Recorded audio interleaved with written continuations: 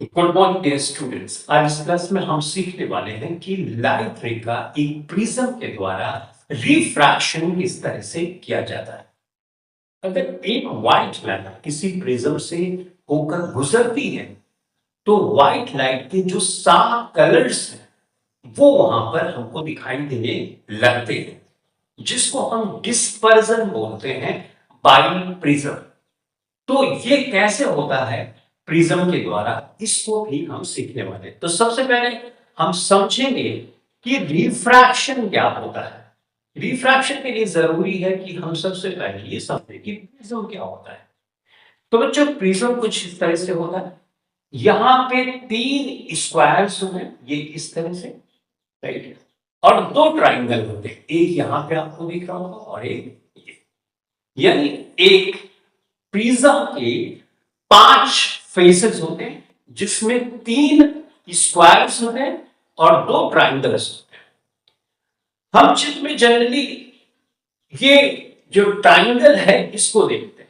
तो अगर इस तरह से ट्राइंगल रख दिया जाए तो इसकी एक फेस ये है, दूसरी फेस ये है, राइट। तो इस तरह से हम चित्र में ये वाला पोर्शन बनाते हैं। तो इस तरह से अगर प्रिज्म रखा होगा तो इस फेस से लाइट आएगी और इधर से निकलेगी, ठीक। तो प्रिज्म तो आपने देख लिया। अब यहां पर प्रिज्म कुछ इस तरह से बनाते हैं, तो मैं बना लेता हूं पहले।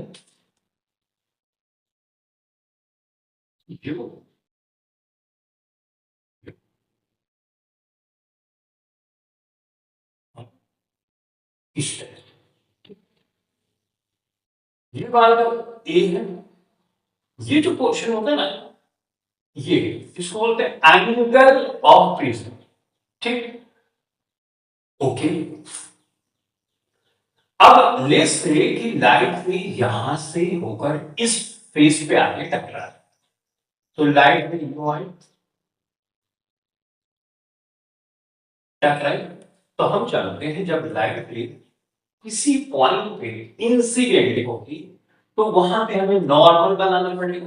तो इस पॉइंट पे इस सरफेस का 90 डिग्री पे नॉर्मल होगा। तो नॉर्मल कुछ मैंने इस तरह से यहां पर बना दिया, ठीक। यहां पे हवा है तो ऑब्वियसली ये एक रेयर मीडियम, और ये ग्लास है तो ग्लास एक डेंसर मीडियम होता है, सही है। तो जब लाइट रेयर मीडियम से डेंसर मीडियम में जाएगी तो नॉर्मल की तरफ होगी। अगर ये प्रिज्म नहीं होता तो लाइट भी ऑब्वियसली इस पाथ से होकर गुजरती, राइट। यू लेकिन ये डेंस मीडियम आने से ये लाइट भी नॉर्मल की तरफ झुक जाएगी, और नॉर्मल हमारा ये है जो कि इस सरफेस के 90 डिग्री पर है।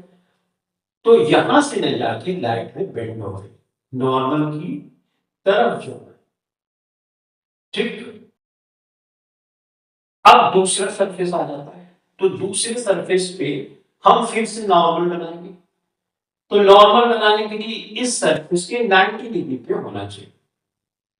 तो ये मैंने यहां पर इस तरह से बना था, ठीक। अब लाइट में डेंसर से रेयरर मीडियम में जा रही है, तो हम जानते हैं अवे फ्रॉम द नॉर्मल भी। अगर ये रेयरर मीडियम नहीं होता तो लाइट में ऐसे कांच ही कांच रहता तो सीधे ऐसे चली जाती। लेकिन ये अब रेयरर मीडियम आ गया तो नॉर्मल ये है, नॉर्मल से दूर हट जाएगी, यानी अपने पाथ से, ओरिजिनल पाथ से ये मीडियम होता है, सही है। यहां से गुजरेगी, ठीक। अब इसको नाम दे देते हैं। नॉर्मल से बच्चों जो एंगल बनता है उसको एंगल ऑफ इंसिडेंस बोलते हैं। तो ये एंगल है, राइट। नॉर्मल से जब लाइट में रिफ्रैक्ट होती है तो ये एंगल ऑफ रिफ्रैक्शन बोलते हैं, इसको जिससे R1 बोलते हैं, ठीक। अब ये नॉर्मल है, नॉर्मल से जो ये एंगल बना इस फेस के लिए ये एंगल ऑफ इंसिडेंस है, जिसको जिससे हम R2 से दिखा देते हैं, ठीक है। अब लाइट में जब यहां से निकलेगी तो ये एंगल ऑफ रिफ्रैक्शन होगा नॉर्मल से, राइट? क्योंकि बाहर निकल रही है तो हम इसको ई से नाम देते हैं, ठीक? मतलब एंगल ऑफ इमर्जेंस एक तरह से हमने यहां पर इसको बोला। तो आपने यहां पर देखा लाइट ने कुछ इस तरह से जाना चाहती थी, लेकिन इस डेंसर मीडियम यानी इस प्रिज्म की वजह से लाइट ने यहां से न जाके यहां से जाना, तो कितने एंगल पे डीविएट हो गई? ओरिजिनल पाथ तो ये वाला था और जा रही है लाइट भी यहां से, ठीक है? तो इसका ओरिजिनल पाथ ये है, जा यहां से रही है, तो डिविएशन कितना हो? इतना हो, सही है? तो बच्चों इसको हम डेल्टा से दिखाते हैं या इसको डी से भी दिखाते हैं, यानी एंगल ऑफ डिविएशन हम इसको बोलते हैं, ठीक है? तो इतनी बातें आई गेस आपको बहुत अच्छे से समझ में आ रही होगी कि एक प्रिज्म में जब लाइट रे एंटर करती है तो रिफ्रैक्शन होता है, जिसकी वजह से लाइट अपने ओरिजिनल पाथ से बेंड हो जाती है, और जितनी बेंड होती है ओरिजिनल पाथ से उसको एंगल ऑफ डिविएशन हम बोलते हैं। बच्चों ये जो लाइट है मैंने यहाँ पे दिखा है, ये मोनोक्रोमैटिक लाइट है, जिसमें सिर्फ एक कलर को मैंने कंसीडर किया, मोनोक्रोमैटिक लाइट है। हम जानते हैं अब की लाइट 7 कलर से मिलकर बनी होती, लेकिन यहाँ पर मैंने एक कलर लिया है, तो इस तरह से मैंने इसको यहाँ पर शो किया। रिफ्रैक्शन आप समझ गए होंगे, ठीक? जब आप क्लास 12 में जाओगे तो ये एंगल ऑफ डिविएशन के बारे में और डिटेल में पढ़ोगे। जो ये प्रिज्म का एंगल है वो किसके इक्वल होता है ये भी आप समझो। जैसे एंगल ए जो होता है प्रिज्म का वो R1 प्लस R2 के बराबर, तो ये आप क्लास 12 में पढ़ोगे रे ऑप्टिक्स में। फिलहाल अभी के लिए आप एंगल ऑफ डिविएशन समझ गए, एंगल ऑफ इंसिडेंस समझ गए, इमर्जेंट एंगल जो है उसको समझ गए, तो आपके लिए सफिशिएंट है। अब अगर मोनोक्रोमैटिक लाइट ना हो, एक व्हाइट लाइट हो जिसमें 7 कलर्स होता है, तो वो किस तरह से रिफ्रैक्शन होगा ये हम समझ रहे हैं। तो यहाँ पे बच्चे प्रिज्म मैं यहां पर बना देता हूं इस तरह से,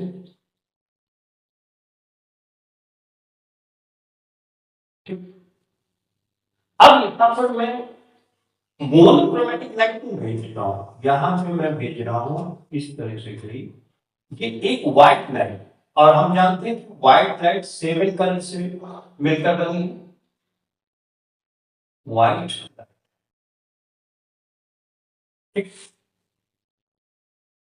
सेम प्रोसेस नॉर्मल बनाने में यहां पे, और नॉर्मल हमेशा इस सरफेस के 90 डिग्री पे होगा, ये यू यानी ये वाला जो एंगल होगा बच्चों वो 90 डिग्री होगा, नॉर्मल हमेशा सरफेस के 90 डिग्री पे होगा, और ये वाला एंगल होगा angle I, right? Angle of incidence, और ये पॉइंट जो होगा जहां पे आके टकरा रही पॉइंट ऑफ इंसिडेंस, राइट? हम जानते हैं कि रेयर से डेंसर मीडियम में लाइट जाएगी तो नॉर्मल की तरफ चलेगी, नॉर्मल इसका ओरिजिनल पाथ ही है, नॉर्मल की तरफ, नॉर्मल इधर है, इधर बेंड होगी तो कुछ इस तरह से आएगी, ठीक? अच्छा अब यहाँ पे जो 7 कलर है, अलग अलग कलर का रिफ्रैक्शन अलग अलग होता है, तो जो 7 कलर होंगे ना, जैसे आपने पढ़ा हुआ विब गियोर, राइट? तो उन कलर्स का जो रिफ्रैक्शन होगा वो अलग अलग होगा। तो यहां पे लाइट रे एक तो ये गई, और एक लाइट रे जिससे मैंने ये बना, ठीक?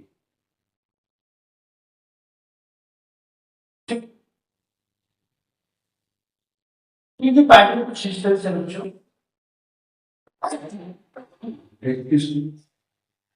विब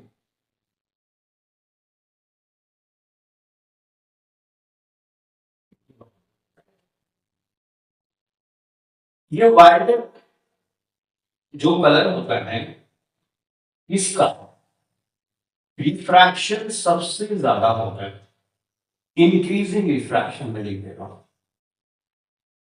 इंक्रीजिंग,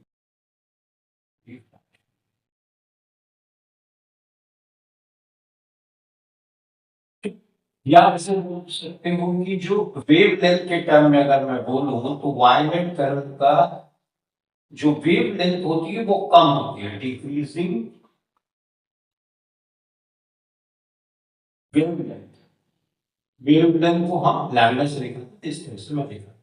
इंक्रीजिंग रिफ्रैक्शन है या डिक्रीजिंग वेव लेंथ, यानी जिसकी वेव लेंथ छोटी होगी वो सबसे ज्यादा रिफ्रैक्ट वो कलर करेगा। तो जो वायलेट कलर है उसका लैम्डा जो होगा, उसका वेवलेंथ जो होगा वो सबसे छोटा होता है, तो सबसे ज्यादा रिफ्रैक्शन है। तो यहां पर मैं दो कलर लेके चल, ये कलर कौन सा है बच्चों? ये कलर रेड वाला मान लो और ये वायलेट मान लो, या वायलेट इंडिगो ब्लू लगभग एक ही जैसा दिखता है, तो इसको मान लो वायलेट कलर है या वायलेट कलर लेके चलते। अच्छा, इसको हम वायलेट कलर, सेम प्रोसेस वही होगी जैसे मोनोक्रोमैटिक लाइट में हुआ था। तो यहां पे ये लाइन, ये कलर कुछ इस तरह से आएगा और ये कलर कुछ इस तरह से जाएगा, राइट राइट। इसके बीच में बच्चों अब देखो, ये व्हाइट कलर देखो सबसे नीचे है, यानी अगर मैं पैटर्न लिखूं तो यहां विड्थ,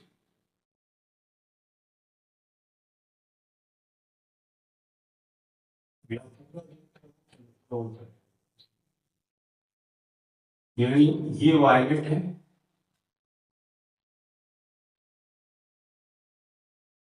वो है और सबसे लास्ट, यानी सारे कलर्स होंगे एक के ऊपर एक, वायलेट सबसे नीचे होगा और रेड सबसे ऊपर होगा। तो कई बार क्वेश्चन में ये पूछा जाता है कि जब रिफ्रैक्शन होता है तो सबसे नीचे का कलर कौन है, सबसे ऊपर का कलर कौन है, या ऊपर से तीसरे नंबर पे कौन सा कलर है, राइट। जैसे यहाँ पे येलो है, तो ये सब चीजें आप बहुत ध्यान से याद रखनी है कि सबसे नीचे का कलर कौन सा है। नीचे का आपको पता हो गया तो फिर क्या आप लिखोगे और उसके बाद तो कलर जो भी पूछेगा आप हम करके बता दोगे।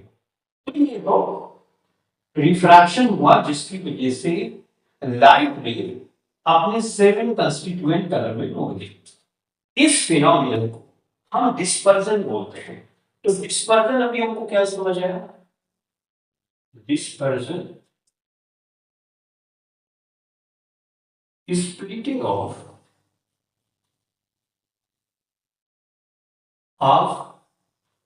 white light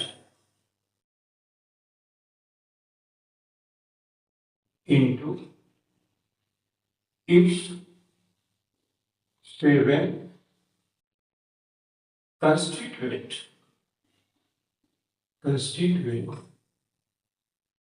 constituent colors। तो व्हाइट का उसके सेवन कंस्टिट्यूएंट कलर में टूट जाना ही हम डिस्पर्जन के नाम से जानते हैं।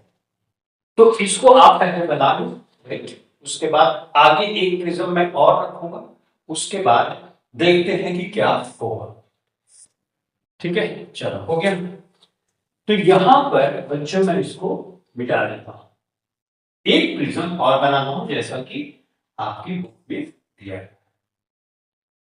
तो कुछ इस तरह से मैंने किया,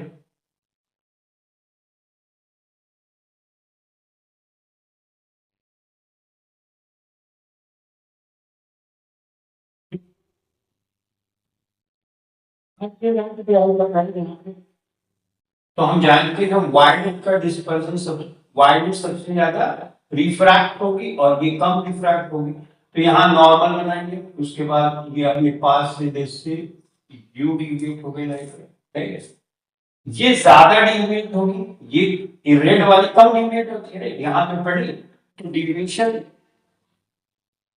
ये ओरिजिनल पार्ट ये है, वहां से बेंड हो गई नॉर्मल की तरफ। नॉर्मल क्या है? ये है, ठीक। इसी तरह से यहाँ पे नॉर्मल बनाए कि लाइट रे आई, तो ये भी जो नॉर्मल है उसकी तरफ बेंड होगी, लेकिन इसकी बेंडिंग ज्यादा होगी तो कुछ इस तरह से होगा यू। अब यहां पर लाइट भी जब आएगी तो नॉर्मल से दूर हटेगी, राइट, ये नॉर्मल हमने बनाया, नॉर्मल से दूर हटेगी तो कुछ लाइट ए यू के सर जाएगा। अब बच्चों ये जो लाइट निकल रही है ना, ये भी एक वाइट लाइट रे होगी। तो इससे ये पता चला कि जो व्हाइट लाइट है ये 7 कलर से मिलकर बनी होती है, और उसको डिस्पर्स करने की, उसको तोड़ने की, उसको उसके कलर्स में तोड़ने की कैपेसिटी प्रिज्म के अंदर होती है। एक प्रिज्म में हमने इस तरह से रखा तो हमको 7 कलर्स यानी लाइट रेज जो है, लाइट रे जो है, व्हाइट लाइट जो है, उसके कलर्स में हमको दिखे, कलर के बैंड दिखे, जिसको हम स्पेक्ट्रम भी बच्चों बोलते हैं। उसके बाद एक इन्वर्टेड हमने प्रिज्म रखा तो ये जो कलर स्प्लिट हुए थे ना, फिर से मिलकर व्हाइट लाइट के फॉर्म में निकल, ठीक। तो इससे क्या सिद्ध हुआ कि व्हाइट लाइट 7 कलर से मिलकर बनी, ये कलर हमको दिखते नहीं है, लेकिन डिस्पर्जन अगर हो जाए तो ये कलर हमको दिखने लगते हैं। तो आई होप आप डिस्पर्जन समझ गए। डिस्पर्जन का मतलब splitting of white light into its 7 constituent colours. और कलर्स क्या है? विबग्योर। नीचे सबसे कौन कलर आता है? व्हाइट। सबसे ऊपर कौन आता है? रेड। ऊपर से तीसरे नंबर पे कौन आता है? येलो। तो आप ये आसानी से बता सकते हो। तो इस तरह से dispersion of light by prism हमने इस क्लास में सीखा। ठीक है, तो थैंक यू वेरी मच।